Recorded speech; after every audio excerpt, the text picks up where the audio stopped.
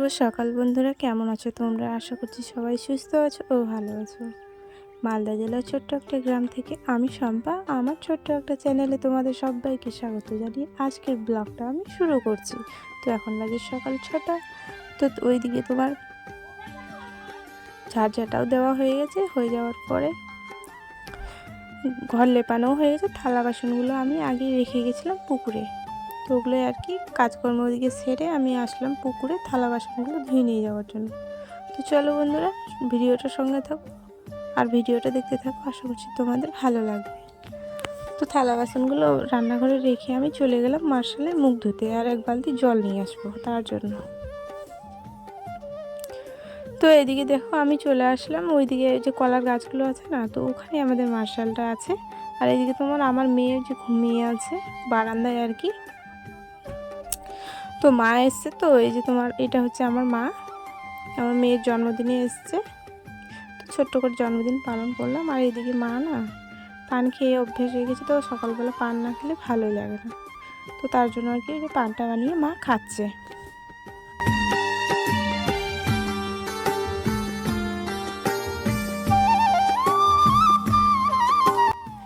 আর এদিকে তোমার আমাদের মানে গ্রাম কি না, শহরে তো বাড়ি না আমাদের যে কিনে কিনে নিয়ে আসবো। তো হলুদটা আর কি সকালবেলা একটা মামা আর কি বিক্রি করতে আসে, তো ওখান থেকে 1 কিলো হলুদ মা নিয়ে নিল। হলুদ তো আমি নিয়ে আসলাম রান্নাঘরে। তো ওই যে রান্নাঘরে ব্যাগগুলো টাঙানো আছে, তো ওখানে মা বলল যে তুই ওখানে তুলে রাখ, মানে খাওয়ার মতো আছে, আর এগুলো মানে এক্সট্রা করে আর কি নিয়ে রাখলো, যাতে পরে সমস্যা না হয়।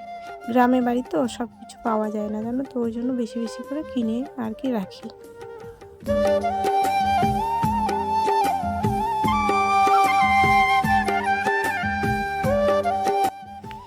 আর এই দিকে দেখো তোমার আজকে রান্না হয়েছে আলু মাছ দিয়ে আর কি ঝোল করেছি, আর একটা আম কেটে দিয়েছিলাম। আর এইদিকে তোমার করেছি ঝিনুক পেঁয়াজ দিয়ে আর কি ভাজা ভাজা করেছি, আর তোমার করেছি কলা ভাজা, শাক ভাজা করেছি, আর তোমার আরও অনেক কিছু করেছি। এটা হচ্ছে সকালে খাওয়া, আর এইদিকে পাঁপড় ভেজেছি আর কি।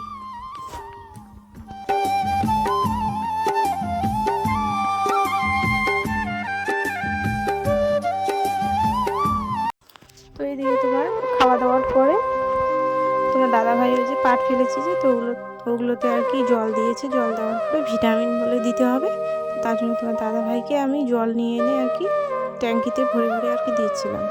তো ওকে উঠিয়ে দেওয়ার পরে ও বিষ আর কি স্প্রে করার জন্য জমিতে চলে গেল।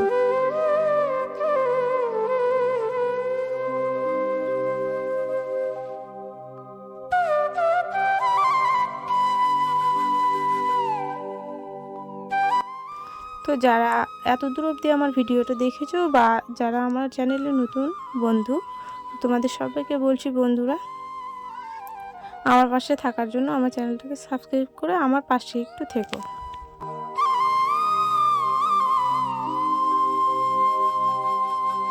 তারপর এই দিকে দেখো কত বড় ডিঘি জানো, অনেক বড়। তো ওই দিকে আরও ডিঘি আছে, এটা হচ্ছে আমার বাবার বাড়ি এখানে।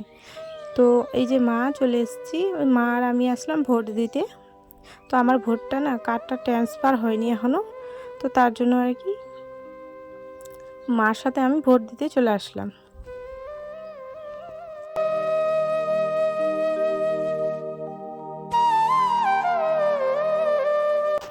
তো আমি ভোট দিয়ে না চলে এসেছি, বিকেলবেলায় চলে এসেছি, সকালে গেছিলাম 10টা-11টার সময়।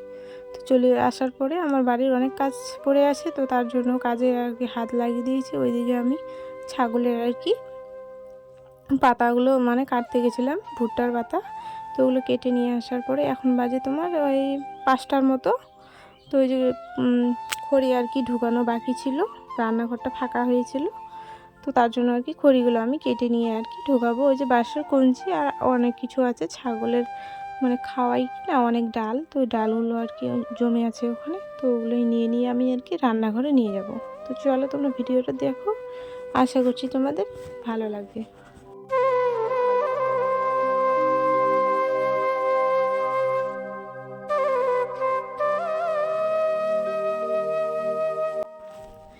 তো এদিকে দেখো তোমার ওই যে কঞ্চিগুলো কাটতে কাটতে আর কি ছাগলগুলো চিৎকার করছে, ওদের ঘাস শেষ হয়ে গেছে, তো তার জন্য ওদেরকে আর কি দিয়ে দিলাম। দিয়ে দেওয়ার পরে খড়িটা আমি রেখে বাড়িতে আসলাম। তোমার জল নিতে গেছিলাম, বোতলগুলো ফাঁকা হয়েছিল ফ্রিজটা, তো তার জন্য জলের বোতলগুলো আমি ভরে ভরে নিয়ে এসে, তোমার দাদাভাই ফ্রিজের জল ছাড়া কিছুই খেতে চায় না, তো তার জন্য আমি আমাদের ফ্রিজে কিছু নাই গো, শুধু জলের বোতলই আমরা মানে রাখি, সেরকম তো আমাদের নাই, তো ওগুলো বাইরে রাখি আমরা।